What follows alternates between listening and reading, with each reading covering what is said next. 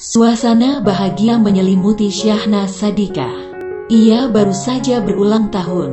Syahnaz Sadiqah genap berumur 28 tahun pada Sabtu, tanggal 30 Oktober tahun 2021. Istri JJ Govinda itu pun merayakan ulang tahunnya bersama orang-orang terdekat, termasuk Raffi Ahmad.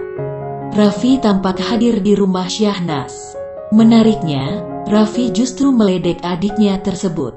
Ia mengasihani Syahnaz karena tidak punya teman sehingga perayaan ulang tahun terasa sepi. Momen itu terekam dalam video yang diunggah ke Instagram @raffinagita1717. Mendengar hal itu, Syahnaz pun tidak terima. Raffi kemudian memperlihatkan suasana sepi dari perayaan ultah adiknya tersebut. Suami Nagita Slavina itu pun membandingkannya dengan perayaan ulang tahunnya.